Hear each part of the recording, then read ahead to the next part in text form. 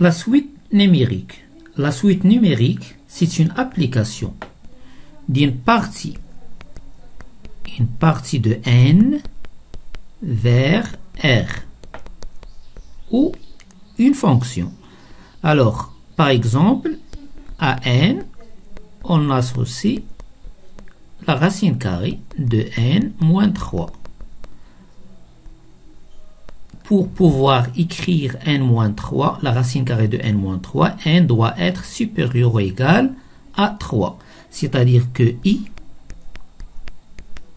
est égal à 3, 4, 5, jusqu'à plus l'infini.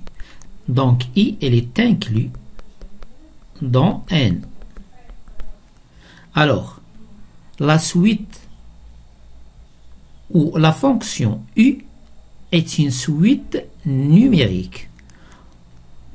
On a u de n est égal à la racine carrée de n moins 3. Cette écriture, c'est une écriture explicite. Qu'est-ce qu'on note? On note u indice n égale la racine carrée de n-3. Donc, u indice n est égal à la racine carrée de n-3. Le un s'appelle le terme général de la suite un. Alors, on écrit une suite entre parenthèses, telle que n, elle appartient à i. Donc, entre parenthèses, c'est une suite. Donc, la suite de termes général un sans parenthèse. Alors, toute application définie de i une partie de n dans R s'appelle une suite. Ce qu'on doit retenir que, entre parenthèses, n appartient à i s'appelle une suite. Son terme général, c'est un. Comme exemple, une suite explicite, un est égal à la racine carrée de n moins 3.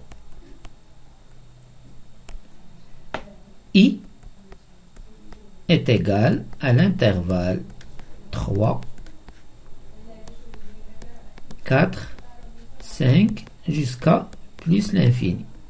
Alors on a i, elle est inclue dans n. Et un, c'est le terme général de la suite. Alors le premier terme de la suite un commence par u3. Donc u3 égale la racine carrée de n-3, c'est-à-dire c'est 0. U4 égale la racine carrée de n de 4 moins 1, ça fait la racine carrée de 1, c'est 1. Suite récurrente. La différence entre suite explicite et suite récurrente, c'est dans la suite explicite, un elle est définie par n. C'est-à-dire, je veux par exemple u7. Dans la suite explicite, il suffit de remplacer n par 7, c'est 7 moins 3, et ça donne la racine carrée de 4 qui est égale à 2. Par contre, dans la suite récurrente, on a une relation entre les termes successifs. C'est-à-dire, je veux u7. C'est quoi u7? u7, c'est u6 plus 1, qui est égal. u6 plus 1, c'est 5 fois u6, 5 fois u6 plus 7. Et pour avoir u7, on est tenu de calculer U6. Alors, U6, c'est U5 plus 1. C'est quoi U5 plus 1? C'est 5 fois U1 plus 7. U5 plus 7. Alors, on doit calculer U5. C'est quoi U5? C'est 5 fois U4 plus 7. Donc, pour calculer U7, on est tenu de calculer les termes précédents. Exemple, calculons U2. Alors, pour connaître U2, on est tenu de connaître les termes précédents. Alors, les termes précédents, c'est U0. On a U0. On a U0 est égal à 1. U1. U1. C'est U1, c'est U0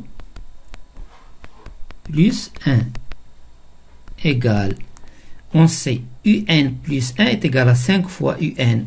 Notre N, c'est 0. C'est 5 fois U0 plus 7. Donc, U1 égale 5 fois 1, ça fait 5, plus 7, ça fait 12. U2. U2 est égal à 5 fois le terme précédent de U2, c'est U1 plus 7, c'est-à-dire c'est 5 fois 12 plus 7, c'est 67.